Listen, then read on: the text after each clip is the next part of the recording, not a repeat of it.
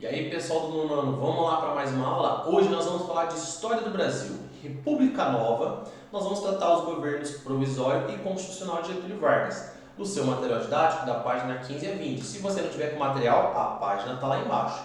Então, olha só o contexto da época. O Brasil vivia uma república de café com leite, a república oligárquica, a república velha.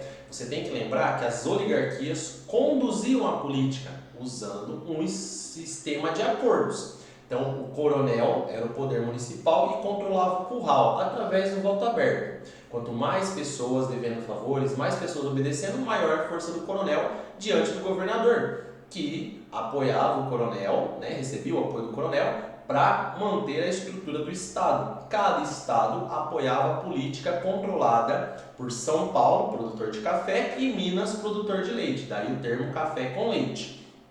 Qual que era o sistema? São Paulo, o presidente de São Paulo, era eleito um presidente da República, ele apoiava o próximo presidente, que seria do estado de Minas Gerais. Minas, o segundo maior produtor do estado, atrás de São Paulo, apoiaria o próximo presidente, que seria de São Paulo. Quando não fechasse acordo entre os dois, eles apoiavam o mesmo candidato, que podia ser de outro estado.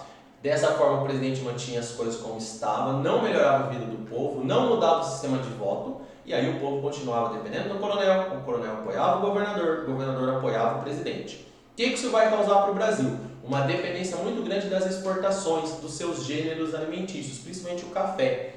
E isso fazia com que as oligarquias se autoprotegessem umas às outras para manter a estrutura como estava e continuar ganhando cada vez mais dinheiro sem redistribuir as riquezas. Só que em 1929 os Estados Unidos quebrou e o Brasil era o seu maior exportador de café. Então os Estados Unidos eram o nosso grande cliente comprando o nosso café. Só que para eles o café é gênero de sobremesa. Então quando acontece uma crise a gente corta o supérfluo. O que os americanos fizeram? Pararam de comprar o nosso café. Então o nosso café parou de vender e o preço, para tentar resolver, o presidente da República, que era o Washington Luiz e tinha sido eleito por São Paulo, pelo partido de São Paulo, vai apoiar o Júlio Prestes, que não é de Minas. Então ele quebrou o acordo. Com isso, os mineiros se sentiram traídos e apoiaram outro candidato, o gaúcho Getúlio Dornelles Vargas, que foi lançado pelo partido Aliança Liberal. Essa aliança vai reunir vários estados, o Rio Grande do Sul, Minas, Paraíba e outros estados, contra o candidato de São Paulo.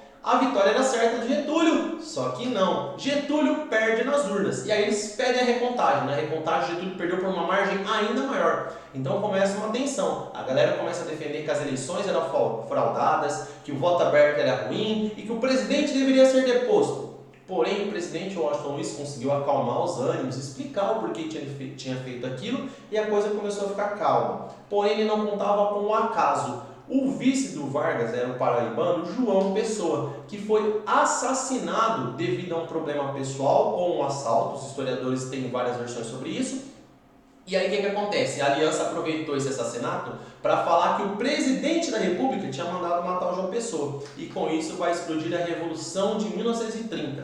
Essa revolução vai unir todos os tenentes, a classe média e classe dos tenentes ali do Brasil contra o governo, e aí eles conseguem depor o Washington Luiz e o Getúlio Vargas é empossado para um governo provisório que se inicia em 1930 e deveria reorganizar a economia, formar uma Assembleia Constituinte e convocar eleições, mas o Vargas não disse que ele ia fazer isso. O que vai acontecer nesse governo provisório? Era para ser rápido, então era só para o Getúlio reestruturar e sair. E aí o que acontece? Ele começa a tentar conduzir a política para aliar os grupos e conseguir governar. Nesse conduzir a política, ele vai tentar aproximar os cafeicultores da classe média e dos tenentes. Lembrando que os cafeicultores haviam em vários estados ali do Brasil nesse momento.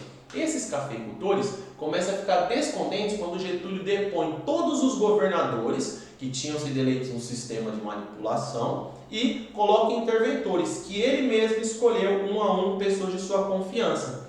Essa insatisfação cresce, por quê? Porque o Getúlio começa a valorizar o café e aí os tenentes já começam a ficar meio assim com ele, então ele está meio que perdendo todo mundo. Só que daí o Getúlio começa a desenvolver um método que vai ser um método que vai levar a anos e anos de governo, que é a valorização da classe operária. Ele era um presidente chamado trabalhista.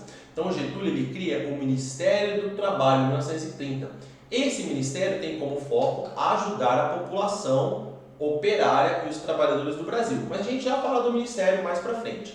São Paulo estava insatisfeito com o que Getúlio estava fazendo. Eles estavam insatisfeitos com o fato de que estava demorando para acontecer eleições, eles estavam insatisfeitos que Getúlio estava perseguindo São Paulo, e eles justificavam isso falando que o interventor de São Paulo não era paulista, ele era pernambucano, e em todos os outros estados era alguém da região.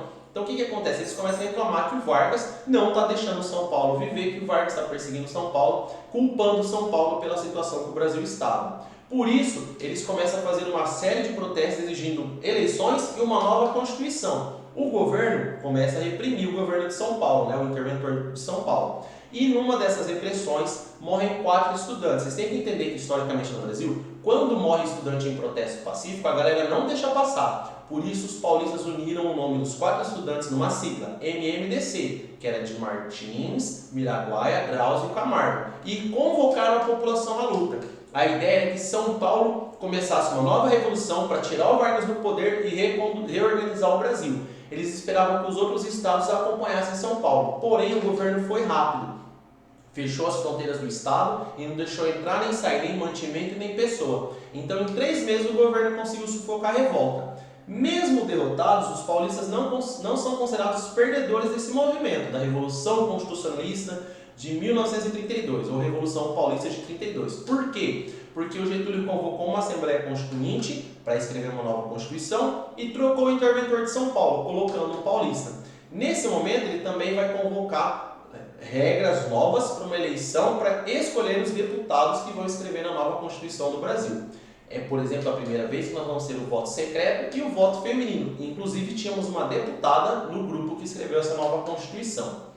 Depois de pronta a Constituição de 1934, que é a terceira do nosso país, e também é mais curta, Getúlio iria governar de 34 a 38, sem poder se candidatar à reeleição. Ele foi conduzido para se dar uma estabilidade, né? Então a galera achou melhor deixar ele mesmo para acalmar os ânimos. Porém, ele não gostou do fato de não poder ser reeleito. Isso a gente vai falar daqui a pouco de novo.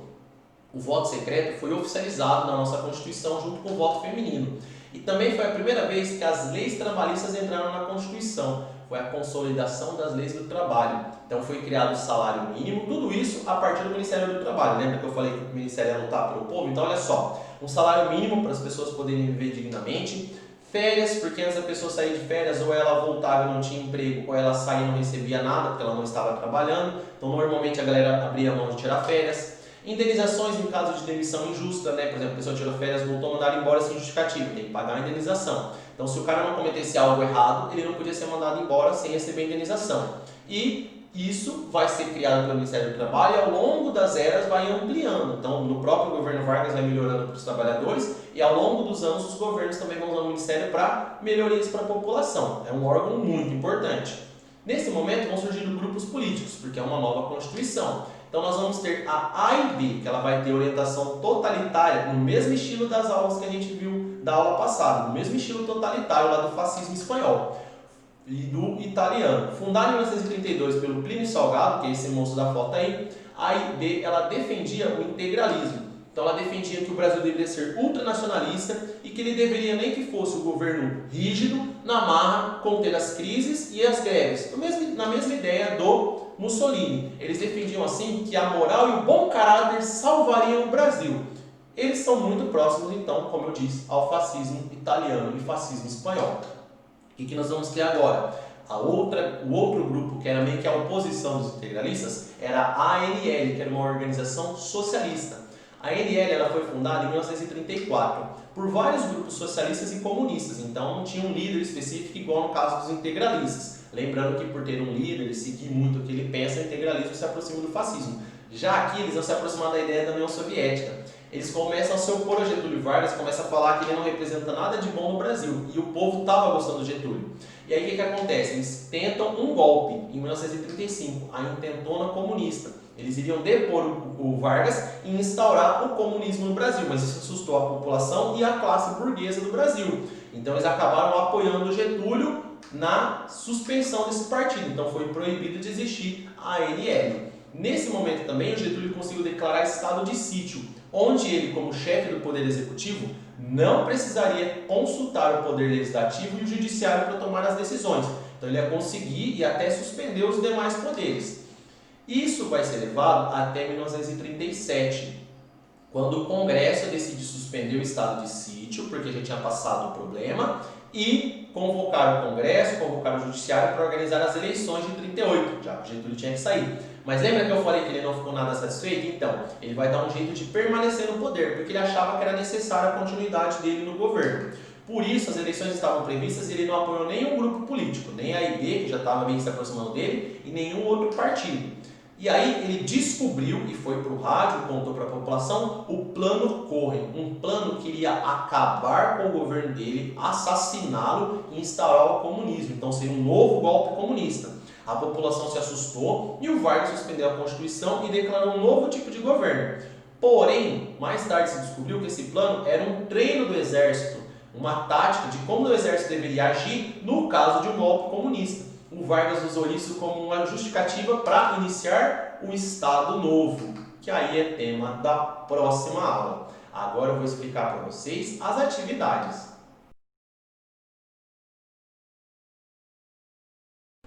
E aí pessoal, tudo bem? Rapidinho eu vou explicar para vocês as atividades desta aula. Então, a questão 1, vocês vão ter que explicar de que forma a Aliança Liberal chegou ao poder, como que foi o processo até ao fim da Revolução de 30.